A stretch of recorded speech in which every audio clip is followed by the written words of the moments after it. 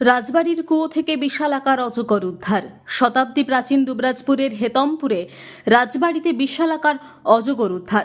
হেতমপুর রাজবাড়ির পেছন দিকে প্রায় 200 বছরের পুরনো কুয়ো থেকে প্রাণের ঝুঁকি নিয়ে একটি পূর্ণবয়স্ক 9 ফুটের অজগর উদ্ধার করলেন সর্পপ্রেমী অমিত শর্মা।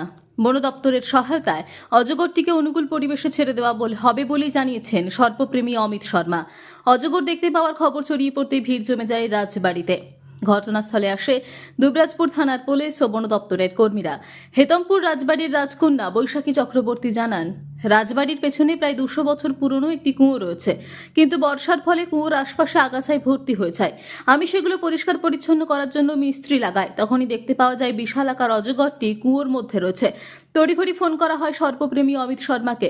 ফোন পেয়ে এখানে আসেন, কিন্তু অজগরটি কুয়োর মধ্যে এমন অবস্থায় ছিল তাকে উদ্ধার করা সম্ভব ছিল না।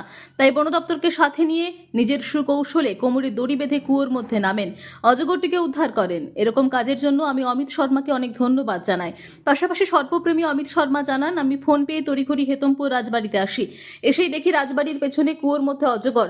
বন দপ্তর ও স্থানীয় মানুষজনদের সহযোগিতায় আমি কোমরে দড়ি বেঁধে কুয়োতে নামি, অজগরটিকে উদ্ধার করি। 9 ফুট লম্বা বিশিষ্ট এটি একটি পূর্ণবয়স্ক অজগর।